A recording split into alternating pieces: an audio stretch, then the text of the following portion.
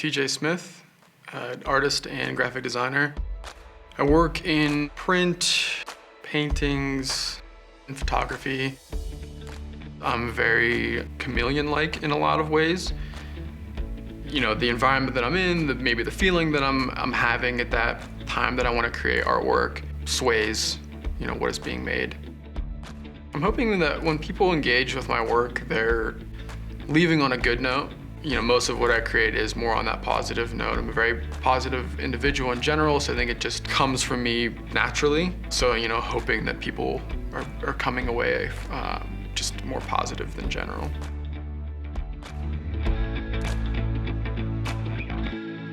I'm inspired by nature for multiple reasons, but one being that it's just creating, it's doing its thing.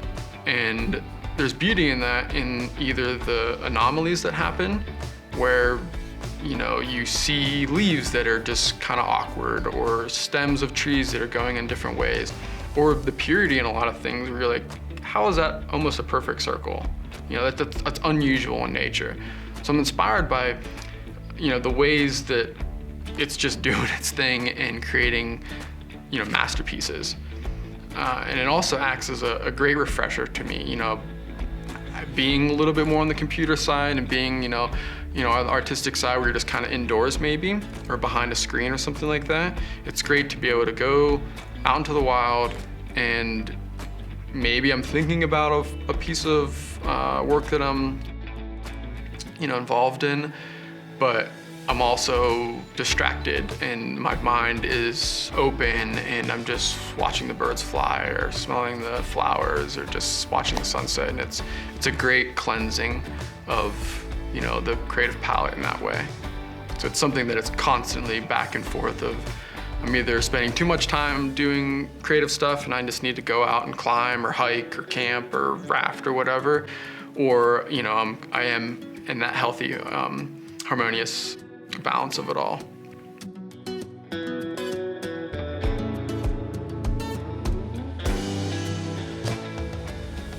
I think the community inspires me in a lot of ways that are either looking to people that you know, I aspire to be like, and seeing and if, you know, if they're in my community, there's a good chance I'm actually able to talk with them and hang out and build a relationship, you know, and in other ways it is providing an audience.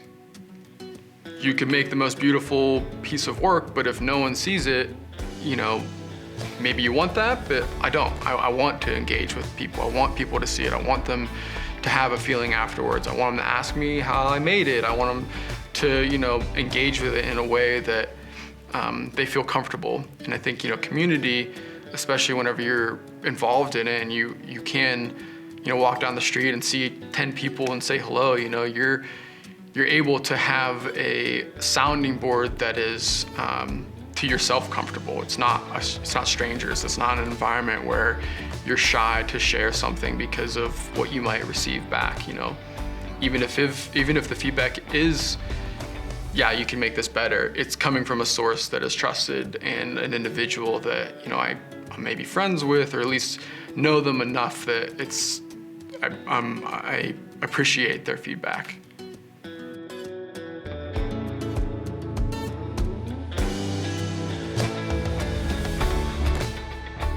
So where I want to be is a little changing all the time, but I've definitely fine-tuned and discovered where, you know, I am passionate in whatever maybe thing I'm creating, and then especially for who I'm creating it for. Now it's coming back to that. I want more artwork. I want more using design to solve problems where it might have nothing to do with creating a logo or visual thing, but it's using a creative mind to say, well, how can we solve this issue in the downtown, or how can we solve this issue in education? I would love to solve, you know, maybe like an educational issue within schools where all of a sudden, especially now, they're removing art from these programs.